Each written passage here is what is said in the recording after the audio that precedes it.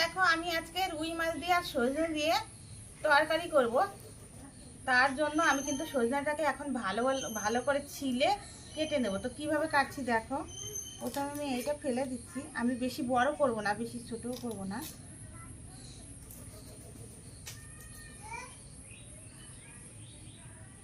এইভাবে করে আমি ছিলে নেব। দেখো এইভাবে কিন্তু আমি কেটে নেব। ভালো করে কিন্তু এগুলো ফেলে দিতে হবে, তাহলে শক্ত লাগবে না।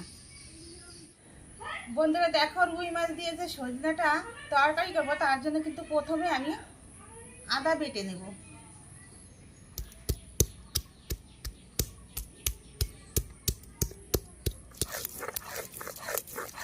বন্ধুরা দেখো আদা বাটা হয়ে গেছে, আমি এখন তুলে নেব। বন্ধুরা দেখো গোটা জিরাটা আমি বেটে নেব।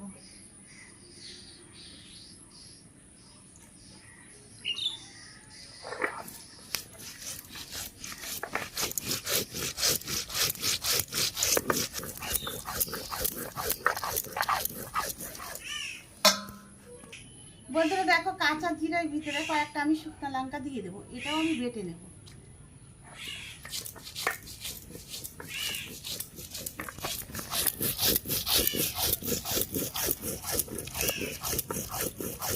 বন্ধুরা দেখো বাটা হয়ে গেছে, আমি এখন তুলে নেব।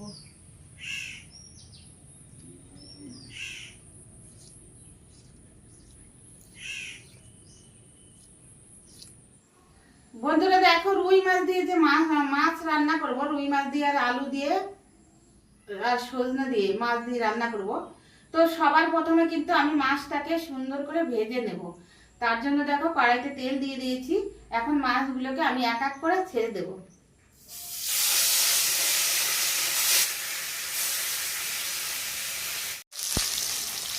বন্ধুরা দেখো আমি মাছটাকে এখন উল্টে দেব।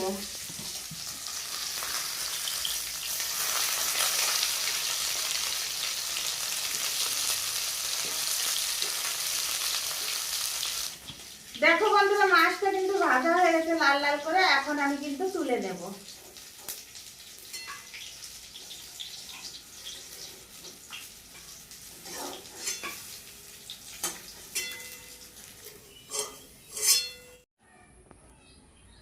বন্ধুরা দেখো সজনার আলু কিন্তু আমি একটু হালকা হলুদ দিয়ে আর পরিমাণ মতন হালকা নুন দিয়ে আমি মাখিয়ে নেব। এটা ভেজে নেব, ওই জন্য আমি হালকা হালকা দিয়ে দিচ্ছি।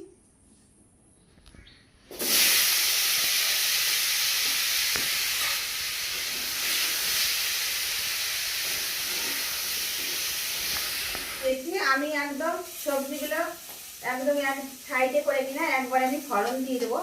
তো তার জন্য দেখো প্রথমে আমি তেল দিয়ে দেবো।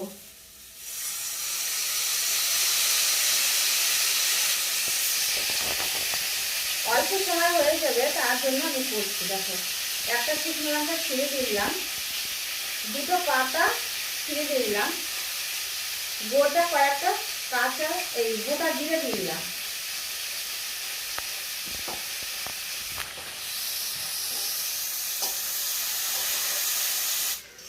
বন্ধুরা দেখো এইভাবে কিন্তু আমি তরকারি রান্না শিখেছি আমার দিদুনের কাছ থেকে, কেননা আমার দিদুন ফোন করেছে তাই আমাদের বাড়িতে আসবে।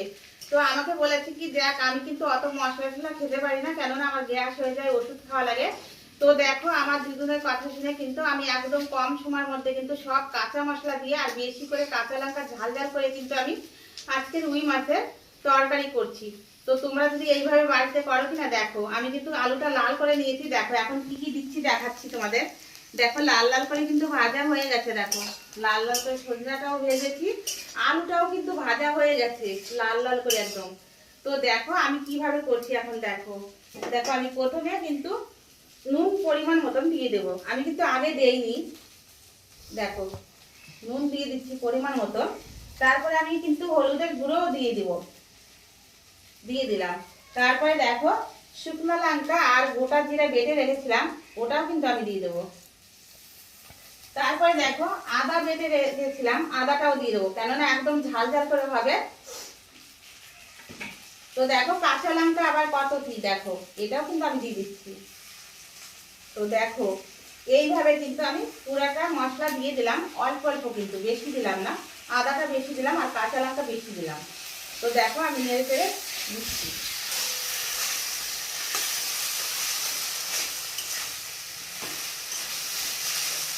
দেখো আমার দিদুন কিন্তু বয়স্ক মানুষ, আমার দিদুন কিন্তু বয়স্ক মানুষ, ওনার কথা যদি না রাখি তাহলে কিন্তু ভাতই খাবে না। ওই জন্য ওনার কথা মতন কিন্তু আমি রান্না করছি। একদম বলছে অল্প টাইমের মধ্যে হয়ে যাবে। তো দেখো বন্ধুরা, একটা কিন্তু টমেটো কেটে রেখেছিলাম, তো ভুলেই গেছিলাম প্রায়। তো আমি এখন দিয়ে দেবো, ভাজা ভাজা হয়নি এখনো সবজিটা, ওই জন্য আমি দিয়ে দিচ্ছি। দেখো কিন্তু ভেজে নিয়েছি। দেখো আলুটা না ভাজাতেই কিন্তু গলে গেছে।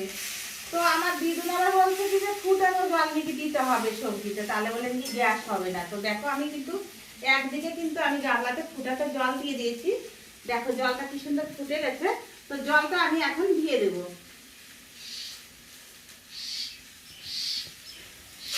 দেখো যে ভাজা মাছটা রেখেছিলাম ওটা কিন্তু আমি সবজিটা এখন দিয়ে দেবো, কেননা দেখো ঝোলটা ফুটে গেছে। তো দিয়ে দিই, ভেজেও রেখেছি। এবার মাছটা যদি আমি আগে দিই তাহলে মাছটা কিন্তু নরম হবে।